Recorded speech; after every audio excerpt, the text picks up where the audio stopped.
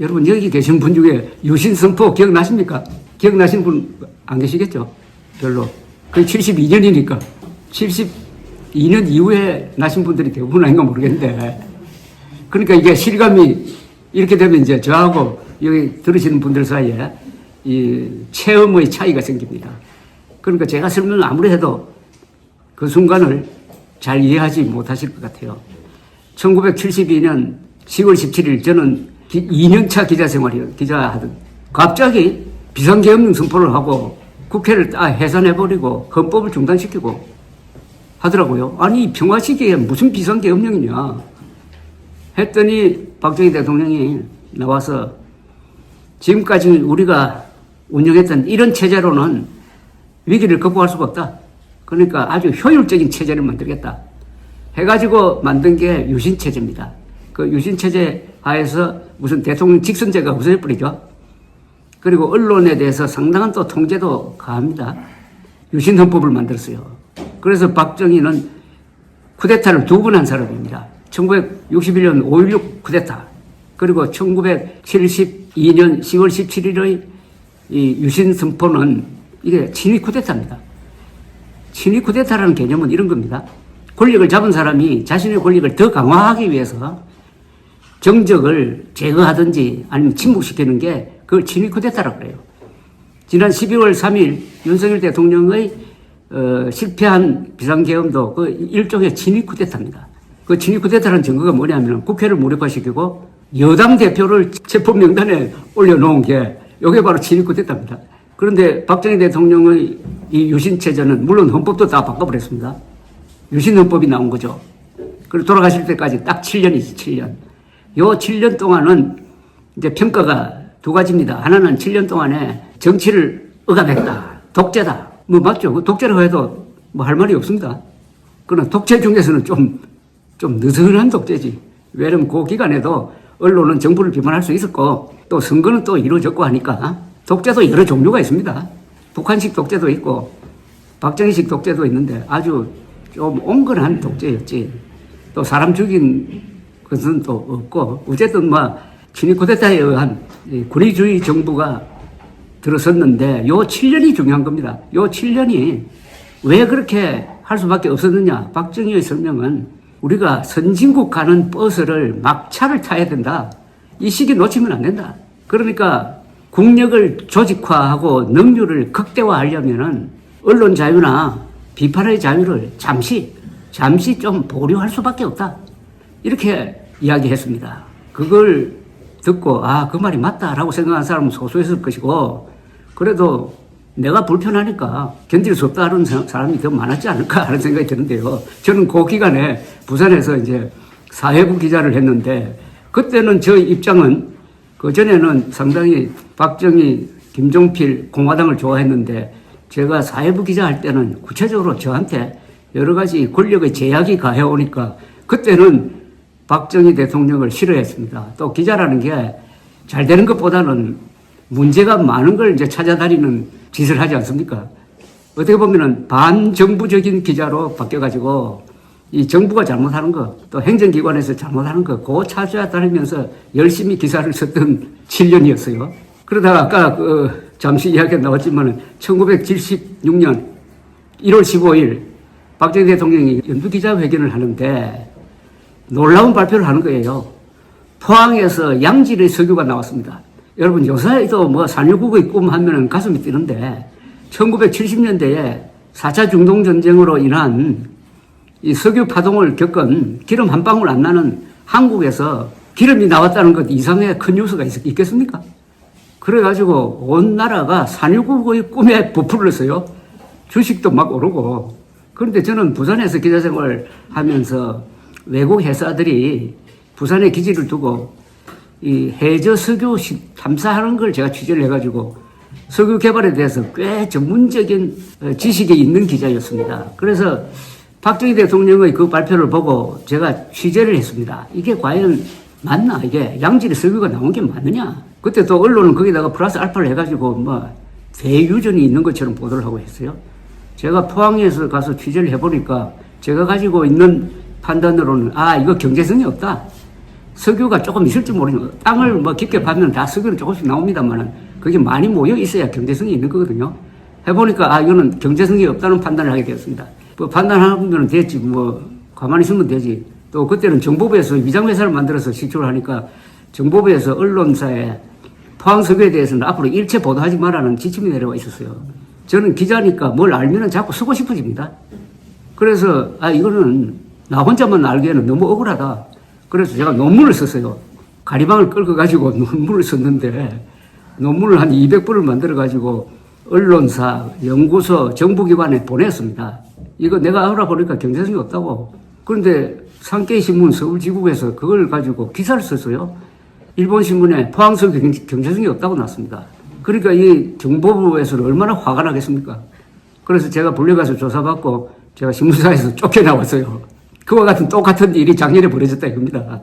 그런 논조를 보니까 작년에 윤석열 대통령이 6월 3일이죠 아마 갑자기 느닷없이 동해에 140억 배럴 세계적 유전이 발견될 가능성이 있습니다 해가지고 발표했습니다. 기억나십니까?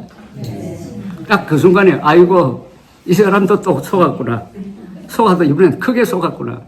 이건 완전히 대국민 사기극인데 허접한 회사를 앞세워가지고 평가 결과를 원하는 대로 받아가지고 그거 가지고 던졌는데 그래서 옛날 이야기가 생각났습니다. 근데 결과는 포항에서는 어떻게 됐느냐 하면은 그때 나온 이것도 코미디인데 그때 양질의 석유가 나왔다 해가지고 병에다가 기름을 담아가지고 박 대통령한테 갖다 주면 박 대통령은 기뻐가지고 그걸 재떨이에 부어가지고 석유에 불을 붙이고 해가지고 우리도 산유국이 되었다. 이렇게 자랑을 했는데 나중에 알아보니까 그게 원유가 아니고 정유회사에서 나온 거였어요.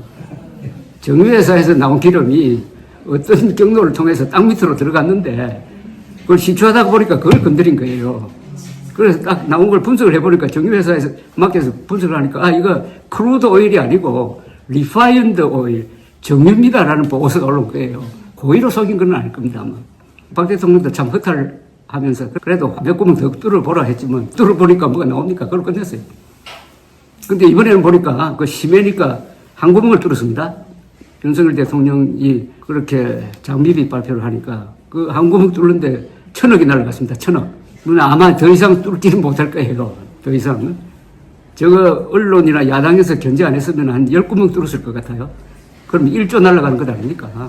그러니까 이게 대통령 중심제의 대통령이 저게 좀 위험합니다. 대통령에게 권력이 집중되어 있으니까 대통령이 오판을 해버리면은 그걸 바로 잡기가 힘들어요. 이거 안 됩니다라는 이야기를 못 합니다. 그래서 요새 개헌 이야기가 많이 나오는 게 바로 그겁니다. 내각 책임제 같으면은 그 수상과 장관들끼리 아주 자유로운 토론이 가능한데 한국엔 대통령이 국군 통수권자를 겸하고 있으니까 무서운 존재예요. 그래서 안 됩니다라는 말 하기가 힘듭니다. 그러니까 사고를 친다 이겁니다. 사고 치는 대통령을 막기가 힘든 게 대통령 중심제의 약점입니다. 작년에 사고 하나 더 쳤잖아요. 윤석열 대통령이 또 사고 더 쳤잖아요. 그게 의료 대란 아닙니까?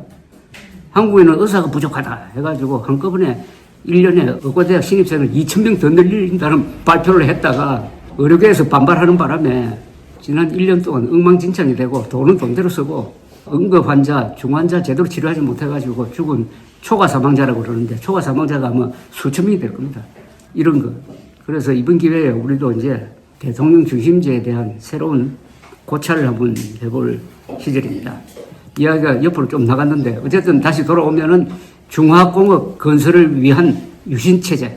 중화공업 건설을 하기 위해서는 행정력을 최대한 효율적으로 발휘할 수 있는 제도를 만들어야 된다. 그러려면은 야당이나 언론, 너희 비판을 좀 최소한으로 다스려야 된다 하는 게 이게 유신체제입니다. 그래서 저도 그 와중에 뭐 직장을 잃기도 했지만 나중에 좀 돌아왔습니다만 저처럼 뭐 단업을 받은 사람들이 좀 있지 않겠습니까? 그러나 그때 그 선택이 오늘의 대한민국을 만들었다고 그러면은 유신체제 7년은 저는 높게 평가합니다. 많은 사람들이 박정희 대통령을 이야기할 때 유신체제 이거는 독재다. 이거는 절대 용납할 수 없다. 이렇게 이야기하는 사람이 많아요. 정치적으로 보면 그런 이야기 할 수 있을지 모르지만 그럼 유신체제가 없었으면 중화공업 건설이 성공했을까? 저는 성공하지 못했다고 봅니다. 그 정도 희생, 최소한의 희생이라는 게 바로 그겁니다.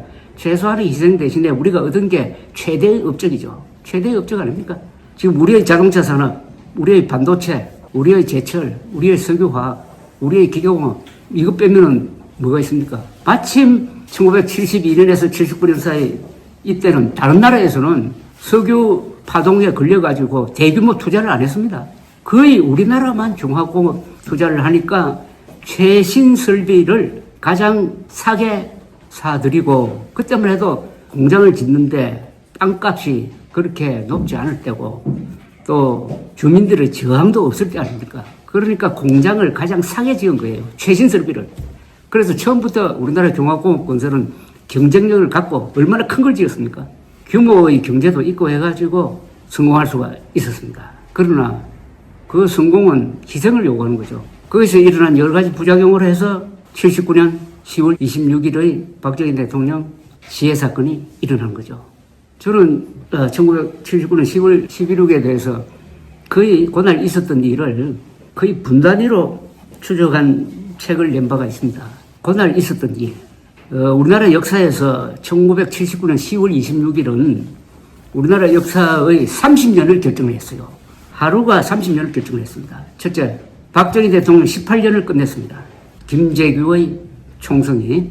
그리고 그 뒤에 이어질 전두환 노태우 12년 조금 넘습니다만은 12년이 바로 10월 26일에 만들어진 겁니다. 그때 전두환 국군 보안사령관이 계엄령이 펴지고 계엄령 하에서 합동수사본부장이 됩니다. 그래서 경찰, 검찰 이런 수사기관을 장악을 해가지고 김재규 수사를 합니다. 자연히 수사권을 지닌 사람한테 권력이 집중되게 되었어요. 박정희 대통령 돌아가셨으니까 권력의 진공이 생겼습니다. 그리고 전두환 소장은 군 안에서 상당한 인맥을 가지고 있었습니다. 하나회라고요. 정규 육사 출신 장교단. 자신들은 엘리트라고 주장을 합니다. 4년제. 고3 중에 잘 나가는 사람들, 똑똑한 사람들이 하나회라는 사조직을 만들어가지고 하나회 사조직의 회장이 전두환이었습니다. 그래서 군내에 인맥을 갖고 있었고 당시에 국군보안사령관이었어요. 국군보안사령관이니까 다른 부대에 대한 감시망을 갖고 있었고 또 정보망도 갖고 있었고 이런 사람이 11.6 사건 났을 때 바로 그 자리에 국군보안사령관 자리에 있었습니다. 그 인사는 79년 1월에 박정희 대통령이 1사단장 하던 전두환 소장을 불러가지고 국군보안사령관 자리에 앉혔어요. 이 인사가 바로 전두환을 대통령으로 만든 인사입니다. 그래서 11.6 사건 수사를 하면서 당시에 계엄사령관은 정승화 육군참모총장. 정승화 육군참모총장은 참군인입니다. 그분은 6.25 때 아주 잘 싸운 사람이고 이 권력이나 이런 데 관심이 없는 사람이고 학자 같은 사람인데 불행하게도 시해 사건 났을 때 김재규의 초청을 받아가지고 궁정동의 한 구석에 그 식당에서 식사를 하고 있었어요. 그래서 전두환 보안사령관은 수사를 하면서 정성화 장군이 김재규와 무슨 협력 관계가 있는 것 아니냐 하는 의심을 가지고 수사를 했습니다. 수사를 해보니까 아무 관계가 없고 우연히 일치였다는 것이 밝혀졌지만은 요게 결국은 정성화 장군을 올가매는 혐의가 되어가지고 11.6 사건 나고 나서 한 달 반 뒤인 1979년 12월 12일 전두환 그룹이 정성화 장군을 연행을 해가지고 제거하는 그런 일을 벌리려고 하다가 이게 제대로 안 돼가지고 정성화 장군을 지지하는 육군본부 측과 전두환 보안사령관을 지지하는 측이 나눠져가지고 그날 밤에 총격전을 벌입니다. 총격전. 그런데 많이 죽고 하진 않았어요. 그 국방부를 점거할 때 한 3명이 죽었는지 다쳤는지 뭐 하여튼 그 정도입니다. 어쨌든 그날 밤에 있었던 일로 해가지고 전두환 국군 보안사령관이 실력자가 되어버렸어요. 그날 있었던 일에 대해서 당시에 보안사 수사국장으로서 참여했던 이학봉이라는 분이 계셨어요. 이분 지금 돌아가셨지만 이분을 만나서 이야기를 하면은 아주 시니컬하게 이야기를 합니다. 우리가 계획대로 정성화 장군을 조용하게 깔끔하게 수사기관으로 데려가지 못하고 그 사이에 서로 오해가 생겨서 티각태각 하다가 총격전도 일어나고 부대도 출동해가 하는 바람에 우리가 계획대로 안 돼가지고 실패했기 때문에 대통령이 두 사람 생겼다고 했습니다. 그 무슨 말인지 아시겠습니까? 우리가 실패했기 때문에 대통령이 두 사람 생겼다고 했어요. 처음에 이 계획을 세울 때는 전두환이 무슨 쿠데타를 해가지고 정권 잡겠다는 게 아니었어요. 군의 실권을 잡기 위해서 정승화 장군을 제거하겠다는 목표 정도였는데 이게 실패를 해가지고 사실상 쿠데타가 되고 말았어요. 이거 정권을 못 잡으면 다 사형될 판이에요. 그래서 그 길로 해가지고 무리를 해서 1980년 5월 정권을 잡는 쪽으로 가버립니다. 5월에 있었던 게 광주 사태고 5월 17일 비상계엄령을 전국으로 확대하면서 3권을 장악하고 그 뒤 3개월 뒤 최규하 대통령이 물러나고 그 다음에 전두환 대통령이 등장하는 이런 프로세스를 겪게 된 겁니다.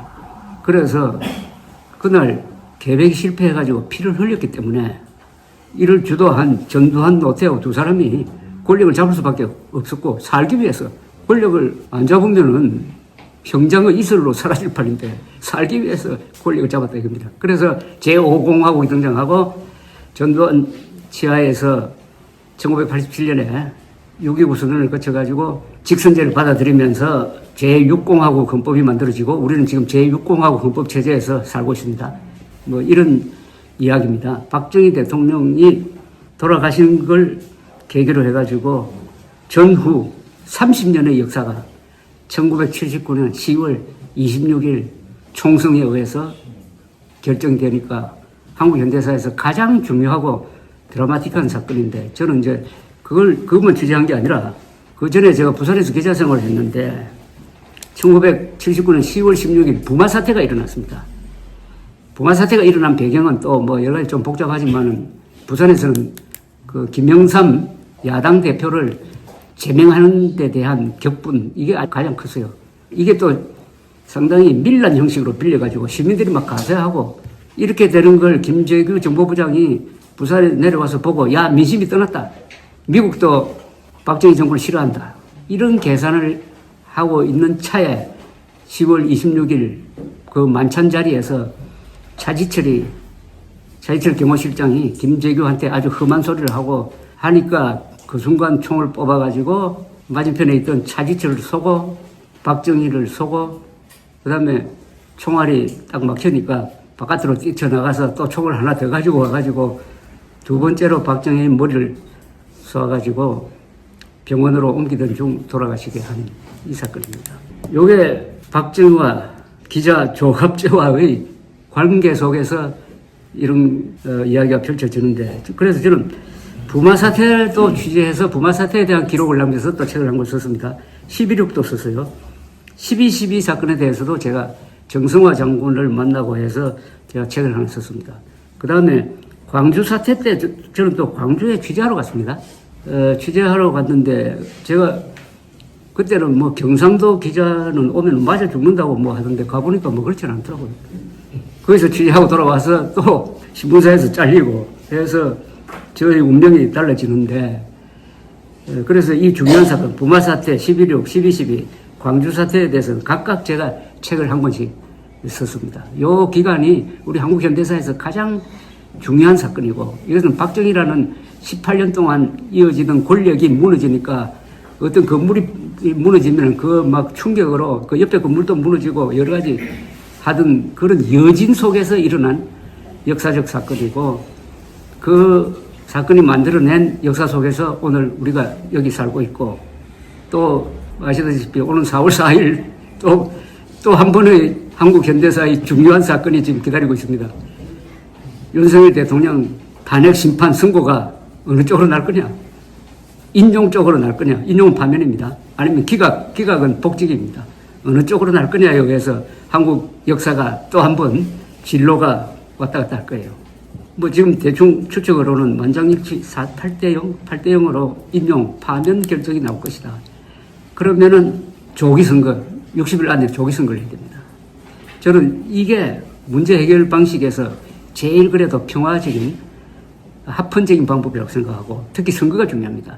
민주주의 국가에서는 여러 가지 문제가 생겨서 막 싸우다가 결국 뭘 통해서 결정을 합니까? 선거를 통해서 합니다. 선거에서 누구를 당선시키고 누구를 낙선시키느냐 하는 것은 그 투표를 한 유권자들의 주권입니다. 주권. 주권적 결단입니다. 그래서 선거가 가장 중요합니다.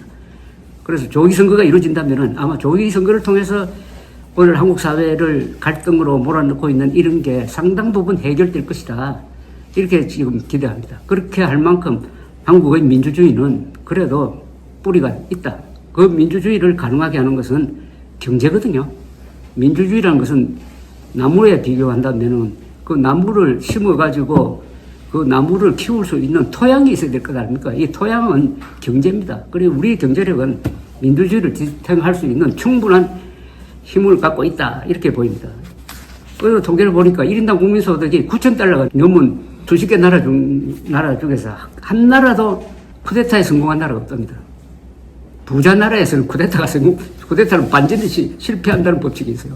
우리는 1인당 국민소득이 지금 3만 달러 넘었잖아요. 3만 달러 넘은 나라에서 윤석열 대통령이 느닷없이 12.3 개헌 친위 쿠데타를 하니까 실패한다는 것이 정해진 거예요. 실패할 수밖에 없어요. 그런 점에서 박정희 대통령이 어떻게 보면 우리의 민주주의를 키운 분이죠. 많은 사람들은 박정희 하면은 민주주의를 무슨 부정한 사람으로 알려져 있는데 그렇지 않습니다. 저는 박정희 대통령과 이승만은 한국 민주주의의 어머니고 박정희는 민주주의 아버지 뭐 이렇게 표현할 수 있는 것 아닌가 하는 생각이 듭니다.